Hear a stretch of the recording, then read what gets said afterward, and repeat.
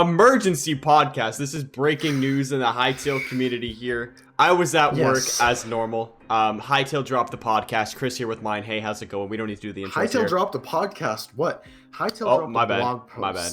I'm too excited. This is big, but also not big because it's a lot of people are calling it a nothing burger, and we'll kind of explain what that means. But we'll also kind of explain why there may be some things that we can look into that can give us a future outlook. Yes. So the blog post is split into two sections. One talks about is Noxie talking, and the other one is John Hendricks. So Noxie, the CEO, and then John Hendricks, the game designer. Game director. Sorry, he was a game designer. We love you, John, and we want you on the podcast. No front to Noxie, but there isn't really anything interesting that we can talk about right now in terms of news. We'll get to probably talking about it in a future episode, and get more in depth about it. Mm-hmm. Basically, Noxie talks about the hiring process and how he's thankful for the community who's always supporting them. The blog is linked in the description, by the way, so if you have not read it, go ahead and do that because we're going to be referencing a bunch. Yes. They're hiring a bunch. And then they do mention Righteous Pebble, who was a Hytale community member who got hired as a Hytale staff member, and Hytale and Pebble is doing very well in terms of in the Hytale team right now. So just want to shout out Pebble because, you know, Pebble was one of us. Pebble was one of us. We love you, Pebble. One of us. Yeah, yes. And then we get into John's part of the blog post, which is probably what we're all interested about because he's the game director and he talks about a bit about where the game is going. So the first thing he talks about is that there are two major work streams coming right now. The engine update we announced last year has been proceeding as planned, while our creative teams have been making great progress prototyping experiences and advancing our design thinking. So that means that the engine, that's probably the most update we'll get. They didn't really say, hey, it's almost done. Hey, we're not almost done. To me, it's almost the exact same thing as his tweet, where he's saying everything what we know is everything's on track. On track, and it's kind of the same thing. So to me, this isn't really anything new. He does say that the creative team is working alongside with the engine, so it could mean that the engine is far enough in development to where the creative parts, whatever that may entail, he doesn't really go in depth about it. Prototyping experiences and advancing our design thinking. That, to me, that doesn't mean anything. I think it just means like working on the game as a generalizing thing. It doesn't, like I'm reading it right now too. It's just, it's nice to know and to keep reiterating that things are going as planned, which is great. And it hasn't changed in the 2 weeks that they last said it, which is nice. But yeah, it's just nothing. It's definitely better than hearing bad news. Exactly. I will give props. So I think there will be negative points in this podcast. There will also be positive. But the one thing I do want to reiterate is that it is good that they are talking to us since we have had pretty much a year without a blog post. It's very nice to see that they are talking to us, that they are reassuring us, hey, there's nothing bad going on right now. We are very excited about the future. So there's that. Unfortunately, we don't know much about the engine. The fact that he says that the creative team and the engine are working together makes me question, was the creative team not working together previously? I don't know. That's something that could be reading between the tea leaves here. We're not supposed to be doing that. He does say two major work streams are coming together. So I wonder what the creative team has been doing if they haven't been together, maybe working on the previous engine and then they're just looking to port it over in the new engine. That is very possible. They could be doing a whole bunch of other things, like you said, while it's because I assume you can't really fully work on the new engine of the game as it's not finished yet, right? So maybe they were working on like what they had, for example, for the mobile version, or maybe what they had for the console version or something, and then once the main engine's done, then like you said, they will port it over, which could be really cool. Or they could just be creating a whole bunch of different like prefabs, different mobs, and we touched on this in the last podcast. We were saying like Quebecs, are they only Zone 1 mobs or are they Zone 3 mobs? And we'll get to that. We'll get to that a little bit later, but Farron's could be Zone 3 mobs, by the way. But yeah, so they could have been working on that the whole time with every single mob, and now they're putting it into the engine, which is almost finished, maybe. Yeah, so we know that there's over 110 developers, probably more closer to 130 because not everyone was at the HyCon meeting. He confirms that everyone has been working tirelessly and they're the busiest they've ever been, which is good news. I like that. Which is great news, in fact. They had to have been working on something because there's no way that they would just design the engine and then the rest of the team is like twiddling their thumbs. Exactly. That's not something that would happen. So they've obviously been working. It's just kind of unclear how and where, but they're coming together, which is great to hear, so that everything is getting finalized. That's kind of how I'm understanding it, because they've had the creative side, they've had the engine, now it's finally getting meshed together. It's kind of like the final step in my eyes. Yes. So what was after that was noteworthy, like sort of newer news in the blog post? Yeah, so he confirms that there's more performance, adaptability, and platform support. But there's more story to that, where we've made some exciting discoveries prototyping Hytale we need to work through. We felt good about our core gameplay, but there's been work to bring it all together to make it more cohesive. What kind of do you think that means? We've made several exciting discoveries while prototyping Hytale. That's a very open-ended statement. It's something we can probably dig into. I am not a game developer, and I do not pretend to be one. But what could that mean? I don't know. I thought everything was, they had the game like almost ready to be played, for everybody in 2021. And then they were like, you know what, let's change it up and, go cross-platform. So I thought back then the game was pretty fairly complete. And now that they're saying they're making all these breakthroughs, like, what are they doing? Yeah. I have no idea. Yeah, to say that they bring it all together in a cohesive whole. Maybe it felt like things were just kind of separated. So they had this, but it didn't really connect with this. And I'm trying to like link it back to previous statements they've said. Maybe that can link back to the 3 doors.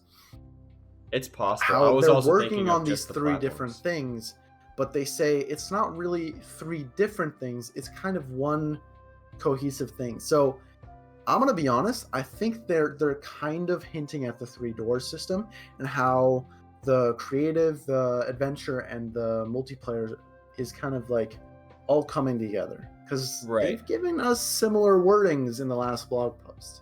Yeah, and I've sort of taken it maybe a little differently. I was thinking more cross-platform-ish, and how maybe like how different devices could work together. Yeah, how they very cohesive. Maybe there was a little bit like of performance difference, and maybe there was a few things that weren't working like or meshing together properly, or as they liked, and maybe now they iron those out and maybe everything runs a lot smoother together, which could be really cool. And maybe they found ways to make like PC and mobile sort of competitive, because if you ever played a mobile game compared it to a PC game, compared it to a console game, typically the PC players have an advantage, right? So yeah, it's either PC, console, and then mobile's at the bottom. So maybe there's ways that can make it more balanced as well. Yeah, definitely. Now we get to the biggest, probably the biggest news in the blog post. Yes. I'm just going to go directly quote. I'm excited to say that we have recently hit a major milestone, our first external playtest. Someone left the playtest labs unlocked, and we managed to get our combat prototype loaded onto a full room of machines. Okay, the user research team helped a lot. We ran participants through a series of exercises that ended with duels and team deathmatches. We tested an extensive number of systems for balance and flexibility, including player movement, abilities, weapons, armor, items, buffs, and magic. That's a lot to take in right there. And first of all, they said playtesters, so that's more than one, first of all. And multiple obviously they're saying it with duels and all that, so that's a lot of things. A team deathmatch would require a lot of fairly decent amount of players per side. So I'd say a minimum 8. Yeah, and I'm just gonna. I don't know how obviously every company's different, but I was doing the like HVAC, heating, refrigeration, air conditioning, at a company called Ubisoft. I'm sure you've all heard of it. It's the Ubisoft Toronto building. It's actually a really dope building. It's an old looking building, but like everything, you go inside, you're like, damn, this place is cool. So they have these playtest rooms, and they're all locked and sealed. You got to go in with like a security guard and stuff. It's actually really dope. But they have means in those like rooms to keep cool because a bunch of computers going on, right? So we were doing the HVAC there, but I was looking at these playtests. They got everything there. They had like literally a mobile device, they had a like Xbox, they had a PlayStation, and they had a PC, and there was like 5 rows of like 10 different stations of them. So there was like 50 playtest seats. I was looking at it, I'm like, damn, this is dope, and I want to play Hytale on this. So wow. I don't know how Hytale would do it. I don't know if they got 50 of them, or they maybe got 10 people doing a playtest, but to me, I just wanted to put into a little bit of perspective here. That's some really good insight. Because, who's been inside a playtest room? I know, I was like, this is dope. I've never been in a playtest room before, and I'm just doing the air conditioning for it. That's sick. It was awesome. Who knew that your job could get you more possible information about a Hytale blog? I know. I was like, are there any games on here? But there was nothing. They're all off. They were all off, I have to say. Right. But yeah, it was cool. So that, honestly, I didn't even think about the possibility of these playtests having different platforms. When I read this, I thought like, okay, there's like 20 PCs inside a room. But now that you say this, yeah, obviously they're making cross-platform. What if there are like 5 Xboxes, PlayStations, Switches, phones, and they're trying to see how that kind of integrates with each other too. Exactly. How much do I believe that? I think it's still mainly a PC one because this is like their first external playtest, and they're just testing the combat. So I think it'd just be easier if they make it for PC only, and then whenever they do cross-platform testing, they can make more specific tests. Because I don't think if they were to do cross-platform stuff, I don't think they would do just combat. There'd be like other things to test about, and they might tell us about that. Maybe they're hiding it from us, but yeah. And combat's such a big part of the game too that like needs to be good. The fact that they're doing it and playtesting it right now, and they said they're going to be doing more playtests in the future, and that was also double confirmed by John Hendricks on Twitter, which we'll get to after. We'll take a look at all the tweets that he's been talking about. But the fact that they're even playtesting this is outstanding, and that means the game it's getting closer, guys. It's getting closer. Yeah. Them testing, there's a huge difference between internal testing and external testing. The devs have obviously played Hytale before, and they play it a lot. But with external testing, it means that they're confident enough in the game to show it to outside parties. With devs, you kind of understand like, okay, yeah, this part isn't finished, or like, yeah, we kind of know the quirks of the game, but these are like brand new people who've never maybe not have even heard of Hytale. Maybe they have. Man, I and wish it was us. They are stepping into a new experience, and the devs are confident enough that they can show this and have good receptive feedback. And there's a bit of an anecdote in the blog post that says, "I'm happy to report that we learned a lot about the brave playtesters and that they had a great time. At one point, 2 of the testers silently conspired to escape the arena. We didn't think it was possible. We were glued to our screens as they worked together, communicating through a series of nods, squats, and gestures to get one of them over the walls. Wow. If they're reading this, they should know we cheered. A very Hytale moment." I thought that was just a bit of a fun snippet. It's a cool thing to throw in there. I don't think it adds anything in terms of news, but I think it does give more personality to not only the people who are playing it, but also the devs to not make them seem as stone cold, which I don't think they've given off the experience. But if someone were just reading this, they can understand that even playtesters trying to break, in quotations, the game are happy about it. And for some reason, I haven't seen anybody talk about this, but do you think they did those playtests when they went to HyCon? Okay, I'm gonna be honest. We were in voice chat when the blog originally dropped, and the second I got to the playtest area, I told everyone like, what if the playtesters are Riot employees? because they would be external people. Technically, yes. The more I think about it, I don't think that's the case. I don't think they'd have the setup there to do the playtesting. I think they would have done it in their home office. I don't know, Yeah. right? They went to a big studio there, and I'm sure they had at least one playtest area, and I'm sure they could have gotten Hytale and figured out a way to get Hytale on all of those devices. Yeah, but I also don't think it's the right audience for the playtest. I think they wanted legitimately just fresh people to play the game. Right. And the people at Riot, they're game devs. They understand the game. They might have even known about the game, obviously. Mm-hmm. I don't think that's the right audience you want for an external playtest. Fair. Would Riot employees be counted as an internal playtest? Because they are. I think it could be counted companies. As both. Like if you're just say you work for Riot, and for example, you're on the League of Legends team, for example. Like yeah, you obviously don't know anything about the development. No, you don't. Like yeah, you can follow it, but you're not actively watching Hytale. Like just say for example, like we are. Yeah. So I would say it's external. Like maybe they're not going to get the guy who acquired Hytale to do it, but they'll get other people there, and I think it'll be really cool. Yeah, so that is a theory I definitely had, is that it could be Riot employees, and that was a part of HyCon. I'm leaning against it. I think it was just a bunch of random people, but the thought is there. So definitely very interesting. Yeah, and like you said before, they were doing duels, team death matches. They did player movement, abilities, weapons, armor, items, buffs, which we haven't really seen talked much about, and then magic, which is pretty cool. Yeah. So buffs would be something I would assume like faster swinging, more critical hits, strength, speed. Yeah, all of those things. Something that you'd be reminiscent of from Minecraft or other games. Yeah. What else is there? There was a picture of Farron's, some Outlander concept art from Righteous Pebble, which is really cool. There was these Farron helmets, or like the little skulls, and we talked about this in the podcast, I believe. Yeah, I do want to get to this one bit just to finish up. Do yours first. Build of the game. He says we've been internally testing our tools from world gen to VFX, creating a highly configurable game. Go slow to be fast process. We're spending extra time now to build flexible systems and processes so that creators, including us, can move fast once those systems are ready.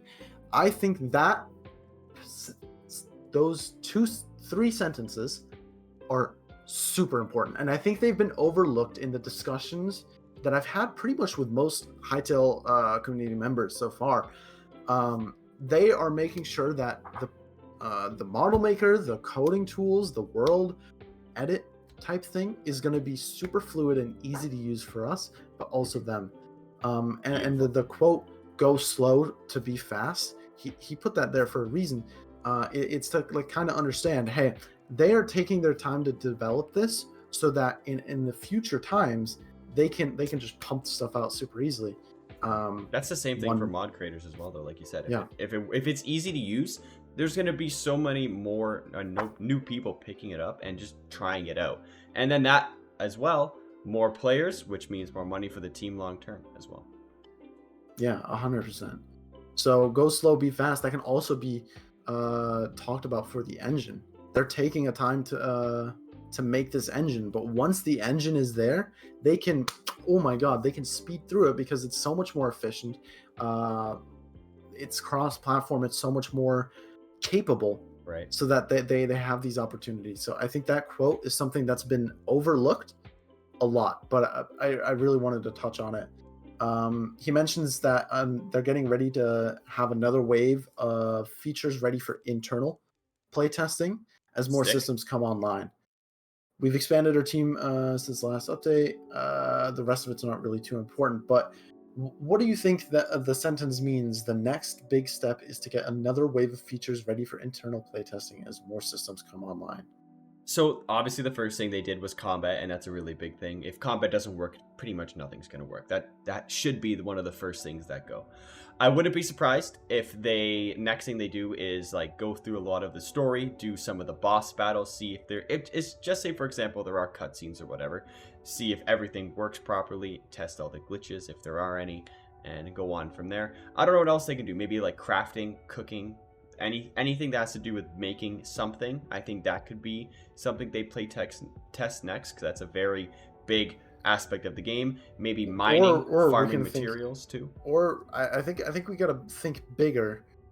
It could be like the main systems of the game. So it could be the world edit features. Right. That's big. It could be just literally world gen, because they said they're testing their tools for world gen. It could be like, hey, play around with the world generation tools, because this is something we haven't talked about, and this is something we'll definitely talk about in a future podcast, because I find it very interesting.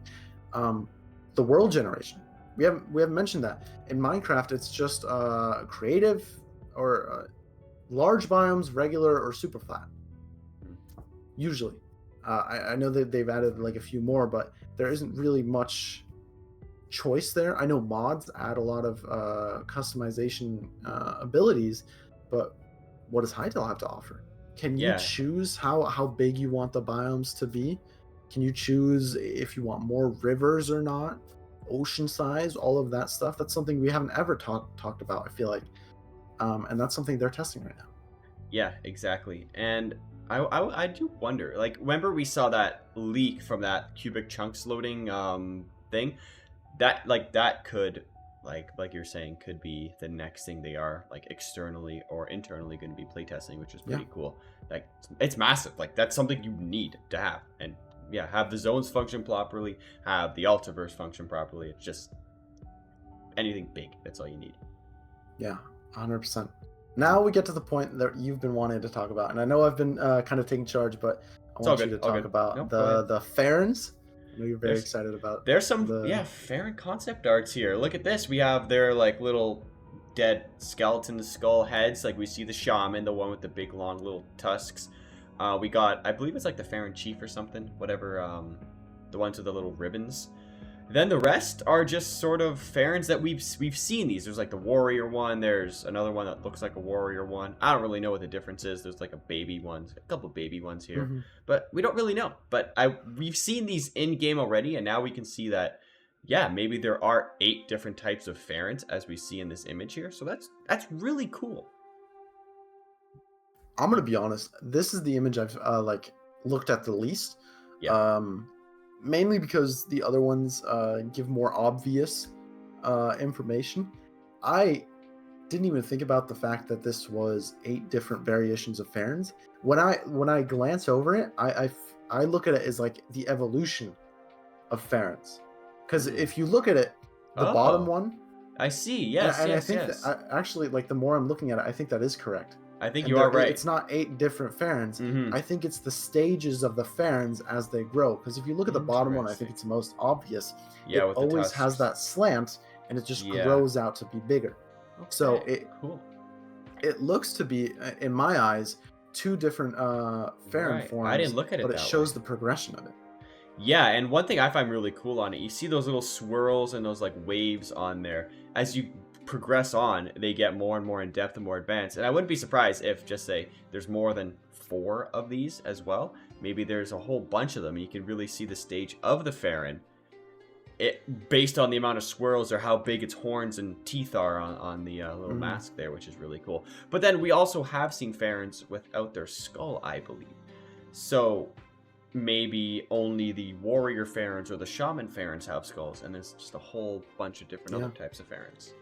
I think another interesting thing to note about is these drawings are very detailed. So I'm not sure who made them, but props off to you. I think they're very Pebble did detailed. They're beautiful. Pebble made the Scarrick art. Oh, it's so nice. It's so nice. You haven't looked at it. Go look at it. Look at the skulls. How they increase these patterns, these drawings on them. Yes. Yeah. The older you get, the more drawings. That could have some kind of symbolism. Maybe each drawing represents something with the age. Like as you do this, I think I got it. Myne. Wind is the element of Zone 2. They have the wind symbol on their freedom bracers, and this is like windy. Wind flowing. Does it not look like wind flowing? Even if you look at the earring. It does look like wind flowing. I like this. I think you're right on that. I like it too. I'm good with this. Like, it could be water as well, but water's a Zone 3. So like that doesn't make sense. So yeah, well, I think it's wind, dude. I think it's wind. You are so right on that. Maybe that's how much or how one in with the elements they are. I don't know. We're just talking now, so that's cool. It's also interesting to see that the final stages have memorabilia attached to them. The top has ribbons. The bottom has these earrings. Earrings, I guess we'll call them. Where do these come from? Does this mean maybe there's only one of these per village, I think so. Tribe, whatever? I think you're spot on that. I think there's one per tribe. I'm going to try and pull up the Farron. If you look up the Farron concept art from all the way back in the day, it says shaman with skull armor. It doesn't say anything about it being the only shaman or if there's just, that's it. But it also has, I mean, it looks a little bit different. It's also a drawing from back in the day. I see it. Yeah, I don't know. I really don't know what to think, but it does have more of that curved shaped skull, unlike the we have not seen the ribbons before. No, those are new. Unless we've seen like a Farron chief, but I don't believe we have. I just looked up Farron Hytale on Google Images, and that like generally shows all of the images since there's not a lot. Yeah. I don't see a single one with ribbons, and I don't see a single one with these earrings on them. So this is definitely something new, and something to take note of. Could this be a rite of passage, maybe, so that they like complete a trial and they're like given these earrings or these bands to show their worth? Something to keep in mind. I don't think there's too much more we can speculate on it, because I think the Farrons, we know nothing about them realistically. We don't know much.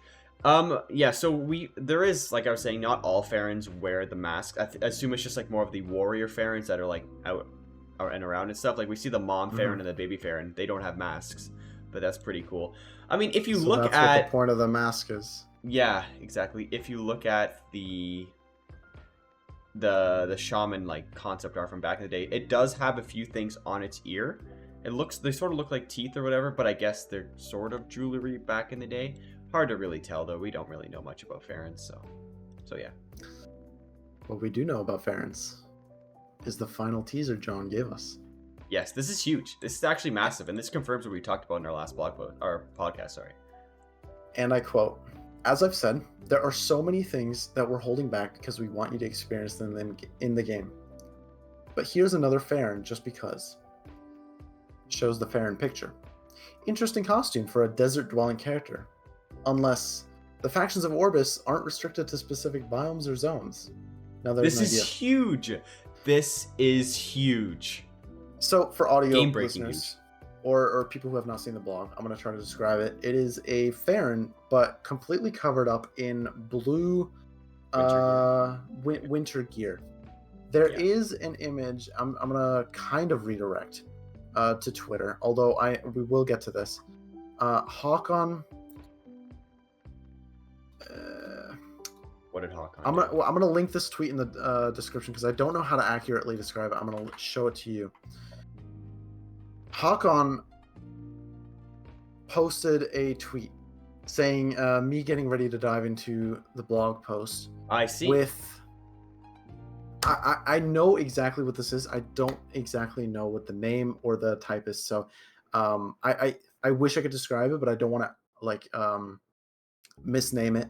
It is basically I would assume Alaskan or some desert attire where there's very small slits for the eyes to kind of protect them, because you need to see, but like harsh cold wind or something can like hurt your eyes, and it just makes it easier. Yes. And yeah, this is kind of the inspiration. And John Hendricks replied to this tweet saying on theme ... kind of confirming but not officially confirming that is the inspiration where this is from. That's so cool. You know, him saying that they're not specific to zones or biomes.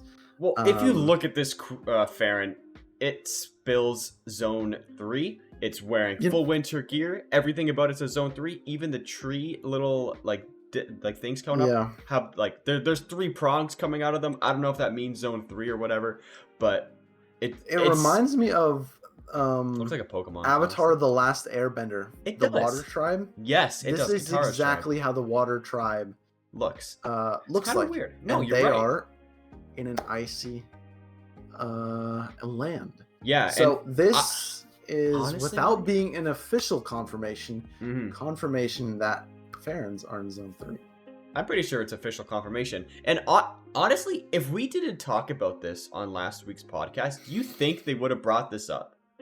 So, for context, if you have not watched the last episode, we got a viewer question asking if mobs or different factions can be moved from zones. And we got to talking about, hey, what if Quebecs were in like Zone 3 and they got like pine or like spruce texturing, and Chris found an image of a Quebec village in Zone 3, conveniently placed in Zone 3. So it did confirm for us already that yes, they can be in different zones.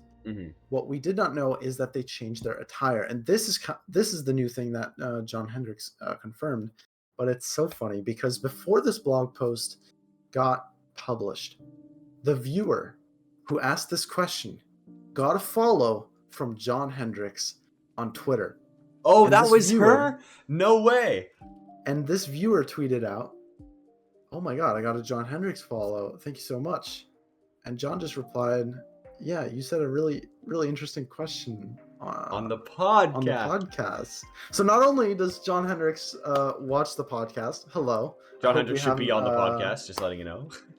We haven't completely gone off the rails with our theories so far. Not only does he watch the podcast, but we got to shout her out. What was her name? I'm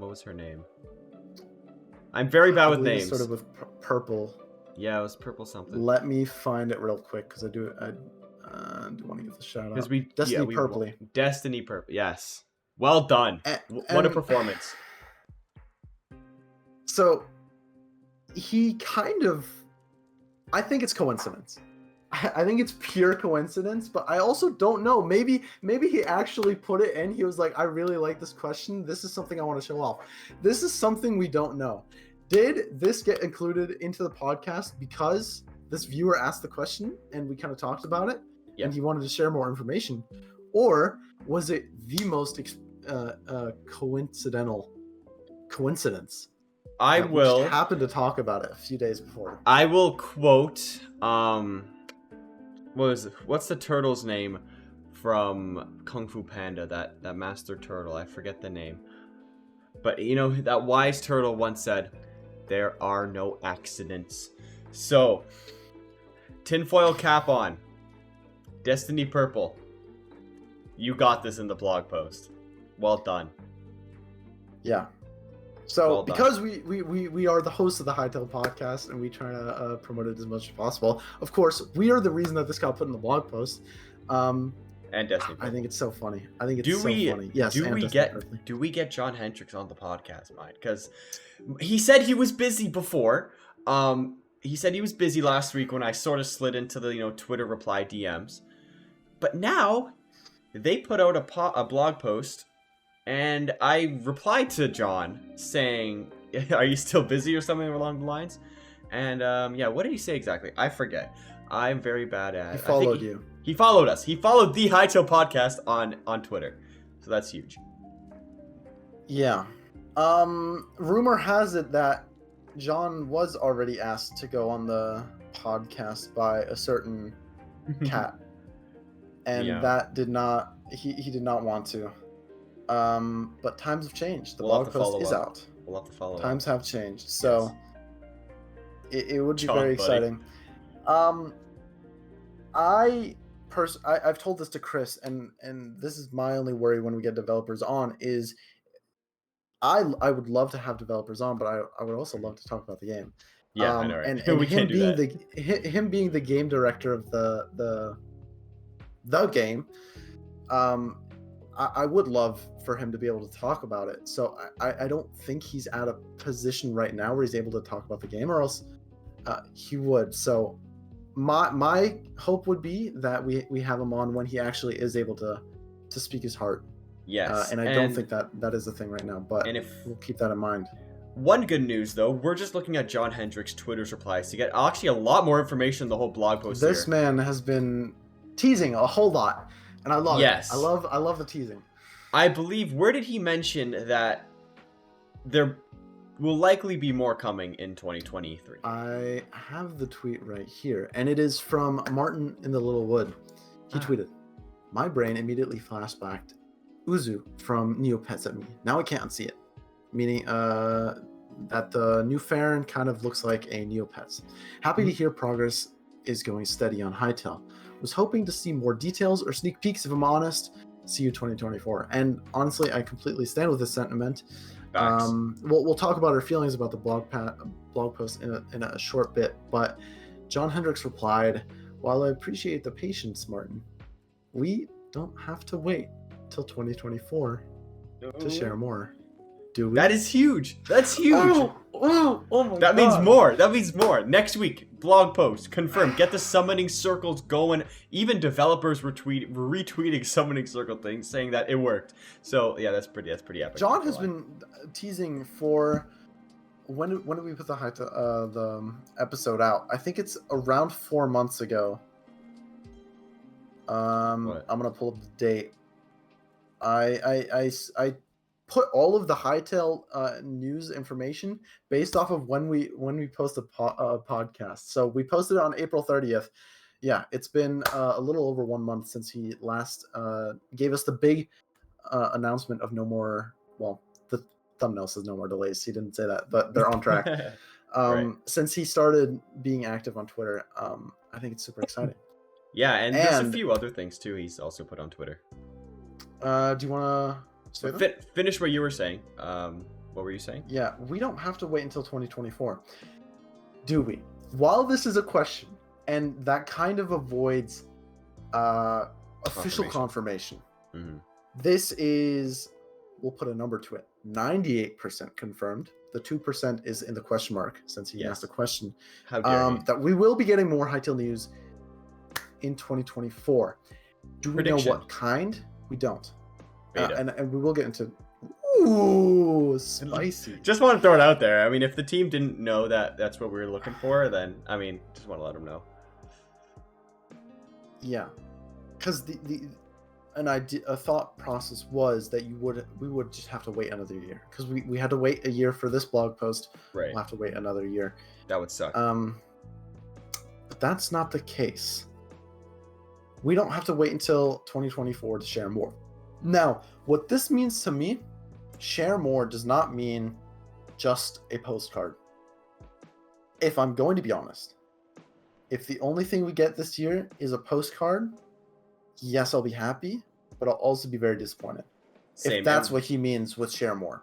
Yeah, and if he didn't say don't this, think that's what he means. If we get postcards, that'd be awesome. But the fact that he said we don't have to wait until next year to share more, it sets my expectations high. I think they know this, or else he wouldn't have said it. Right. He does like to tease.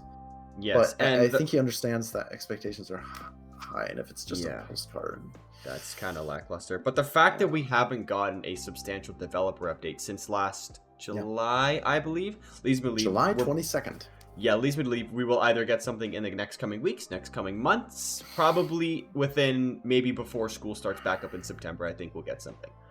But let's take a look at the rest of his tweets. So, what did he say? Zani Khalid on Twitter said, "Does this external playtest mean the game is near?" And John Hendricks did reply saying, "Playtests are an important part of development at all stages. Many more to come," which we already know. So I guess they'll be talking about a lot of things.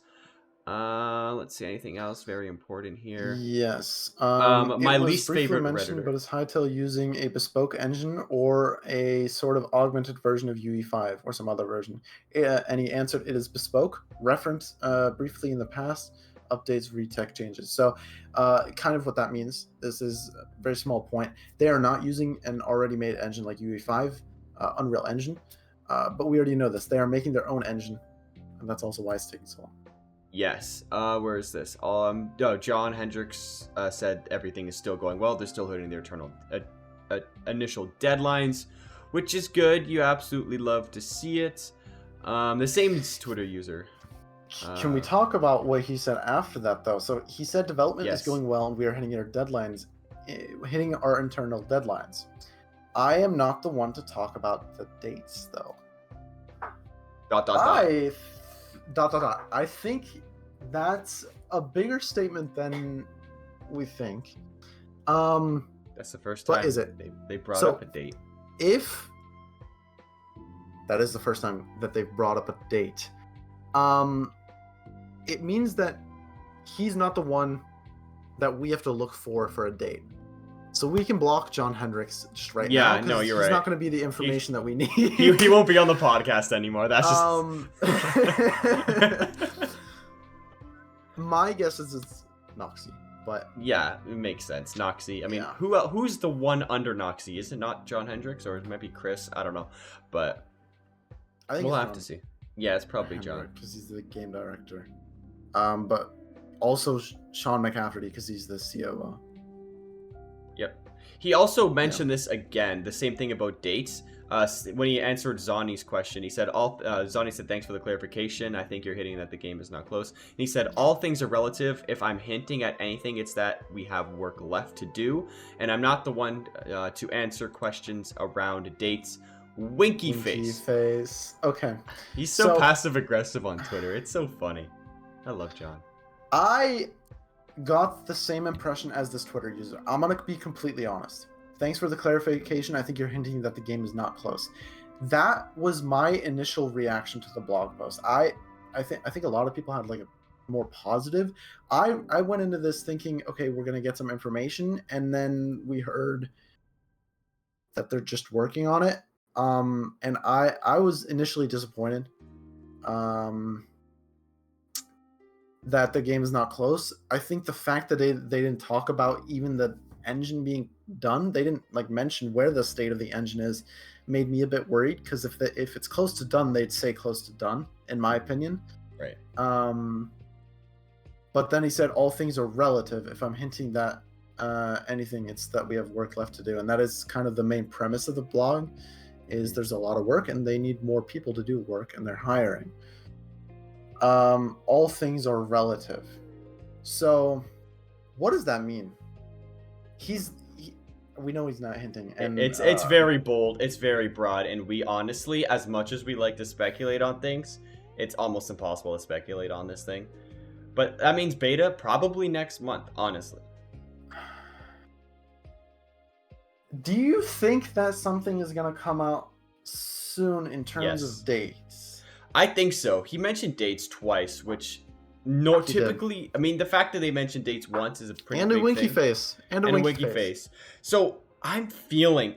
I don't know why. I got this feeling inside that something's coming. Maybe not next week. Maybe not the week after. But, like I said, before September, before school starts, they will say something. So, I'm just going to... talk about this blog post as a general thing. I was confused why this blog post dropped today. Me too. Dude, a random Tuesday makes no sense. There's zero reason for this blog post to drop today. It is a Tuesday. We usually get it on a Friday, but they've dropped things that are not Fridays before. I don't think it being a Tuesday is the most random thing. I don't think that's the thing I have an issue about. It's the date. Tuesday, June 27th. What does that mean? Now, I'm sure I understand putting dates to it. We're kind of glorifying certain dates, and that they're not obligated to stick to any of these dates.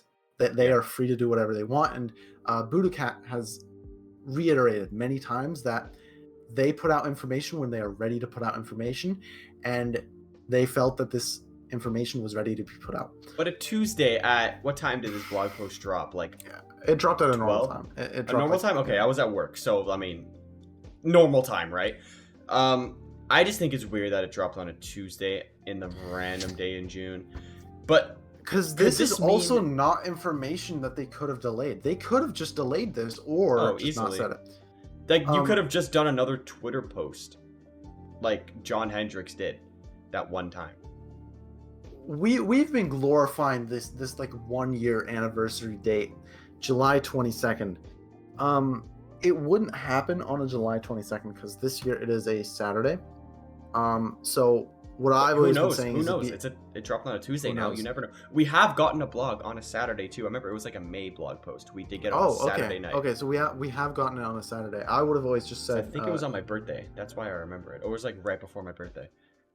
I would have said like just aim for the 21st because it's a Friday and that we usually have gotten it on a Friday, but it could also just be the 1 year anniversary. Those are the two dates that we've like kind of kept an eye on as a community, and they could have just dropped this a month later on that anniversary and it would have made sense. And I think this, yeah, I don't know. I think the dropping like the date of this is very confused. This speculation. We love to speculate on this podcast. Are they saving the state for something else? Probably.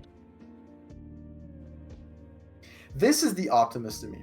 This is the Hytale fan in me. This is the Hytale YouTuber in me.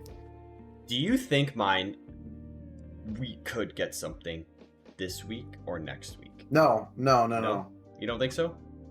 I don't. Why would this just come out for no reason? I mean, I'm not complaining, but why would it just come out if we're not getting anything super soon? Yeah, I think it's not a developer blog. The thing is, I'm glorifying these dates. I'm glorifying the 21st and 22nd. All right, let's wrap it up. Wanting to showcase content. Yeah, I think we're stalling right now. I think let's wrap it up. TLDR. I think something could be happening in the next month, but we don't know. Yeah. So final thoughts on the blog. It's a blog that they said they're hiring, and there's a few things in between. On a scale of good blog to bad blog, it's probably more towards the bad. Yeah, like a 3 out of 10. I'd have to say. Yeah. Like fan art blog posts. I love fan art. Don't get me wrong. 1 out of 10. Those are like they're in bad. Terms of news, in terms of news. In terms of fan art, though, pristine. But yeah, so, I think this is a 3 out of 10.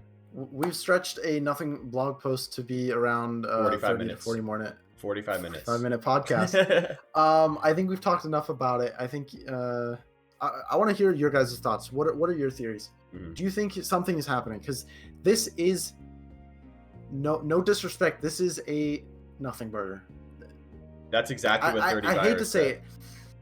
I hate to say it, but we have not learned anything new apart from playtesting. Let us know your thoughts down in the description. We'll see you in the next episode. Peace. Goodbye.